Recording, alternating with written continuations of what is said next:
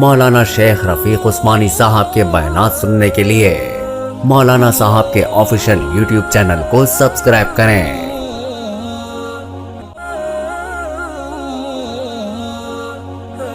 آزادی کا دن تو شکرانے کا دن ہوتا ہے۔ ہم نے گزشتہ کل آزادی کا جشن منایا، بعض نے جشن منایا رقص کر کے، بعض نے جشن منایا گانوں کی محفلیں سجا کر، بعض نے جشن منایا اللہ تبارک و تعالیٰ کی نافرمانیاں کر کے۔ یہ آزادی اس لیے تو نہیں ملی تھی کہ ہم آزادی کے دن بجائے مسجدوں کو بھرتے، نمازیں ادا کرتے، قرآن کے ختم پڑھتے اور اپنے ان شہداء کے لیے دعا کرتے جنہوں نے اپنی عزتوں کو لٹا کر، اپنے مال و دولت کو لٹا کر، اپنی جانوں کو لٹا کر ہمارے لیے ایک عظیم ملک حاصل کر کے دیا تھا۔ آج ہماری محفلیں، ہمارا 14 اگست، ہمارے جشن آزادی کا دن رقص پر گزرتا ہے، گانوں کی محفلوں پر گزرتا ہے اور وہ محفلوں پر سرکاری سرپرستی حاصل ہوتی ہے۔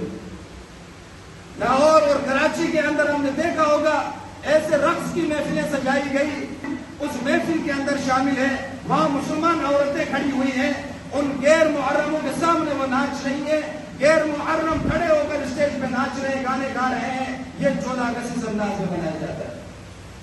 میرے واجب الاحترام، یہ ملک اسلام کے نام پر بنا تھا۔ اس ملک کے اندر کلمے کی بنیاد پر اس ملک کو حاصل کیا گیا تھا۔ اس ملک میں نظام شریعت کو نافذ کرنا تھا، اس ملک میں نظام مصطفیٰ کو نافذ کرنا تھا، اس ملک کے اندر نظام خلفائے راشدین کو نافذ کرنا تھا۔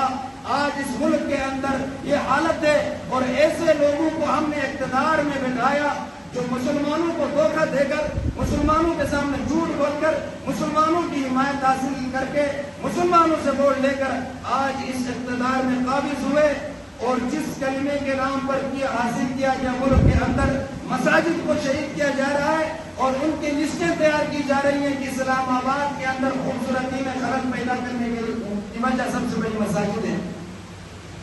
50 مساجد کو لسٹیں تیار کی گئی اور اس طرف سے جب احتجاج ہوا، دباؤ کیا تو ایسے جھوٹ بولتے میڈیا میں بیٹھ کر طلال چودھری جو جھوٹ بول رہا ہے کہ ہم نے ایسی کوئی لسٹیں تیار نہیں کی، تو سرکاری طور پر سرکار کی مہر لگنے کے بعد وہ میڈیا پہ آیا، عوام کا رد عمل آنے کے بعد وہ جھوٹ بول رہے ہیں میڈیا میں کہ ہم نے کوئی لسٹیں تیار نہیں کی اور 50 مساجد کو انہوں نے ٹارگٹ کیا کہ یہ مساجد گریں گی۔ آپ لوگ ہزاروں لاکھوں کروڑ روپے خرچہ کرتے ہیں اور ناچ گانے کی رقص اور محفلوں کے لیے، تو ان مساجد پر سرکاری طور پر پیسہ خرچ کر کے ان مساجد کو خوبصورت کیوں نہیں بناتے؟ ایک قدیمی مسجد ہے یہ لنڈن کے پاس، اس کو رات کے اندھیرے میں شہید کیا گیا۔ آپ نے بھی اس مسجد کے اندر کسی نے زور کی، کسی نے عصر کی، کسی نے مغرب کی نماز پڑھی ہوگی۔ اس مسجد کی الماریوں میں درجنوں کے حساب سے قرآن مجید تھے، حدیث کی کتب موجود تھی، لیکن رات کے اندھیرے میں اس مسجد کو شہید کیا گیا اور قرآن مجید کو ملبے طرح دبا کر اس کے اوپر مٹی ڈال کر وہاں پودے لگا دیے گئے۔ ایسے ظالم، ایسے جابر اور ایسے سخت دل لوگ جنہیں رب کے مسجد سے تو آیا نہیں، رب کا قرآن سے بھی انہیں آیا نہیں آئی۔ میں نے خود وہاں جا کر مسجد میں دیکھا، ہم نے خود اس ملبے تلے سے قرآن مجید کے اوراق نکالے ہیں۔ یہ کون سے لوگ ہیں جنہوں نے مسجد کو شہید کیا اور مسجد کے ملبے تلے وہاں پر واش روم بھی تھے، وہاں پر گندے پانی بھی تھا، اسی ملبے تلے انہوں نے قرآن مجید کو دبا کر اوپر پانی ڈالا گیا۔ واجب الاحترام پھر اس ملک کے اندر کس طرح منائے گا؟ کس طرح اس ملک کی معیشت ٹھیک ہوگی؟ کس طرح لوگوں کو روزگار ملے گا جب اسلام کے نام پر بننے والے ملک جہاں نظام مصطفیٰ نافذ ہونا تھا وہاں پر ایسے لوگ آ کر اوپر بیٹھے کہ جنہوں نے نہ مسجد کو معاف کیا، نہ قرآن کو معاف کیا، نہ حدیث کو معاف کیا اور انہیں بھی اپنے پاؤں تلے رول کر چلے گئے۔ گزشتہ روز مولانا فضل الرحمان صاحب نے اسمبلی میں جو بیان کیا ہے اس بیان کی ہم مکمل حمایت کرتے ہیں۔ ایک مسجد تو آپ لوگوں نے آ کر رات کے اندھیرے میں شہید کیا، لیکن دوسری کسی مسجد کو ہم ایسے موقع نہیں دیں گے۔ آپ کو مسلمانوں کی بیداری کی ضرورت ہے۔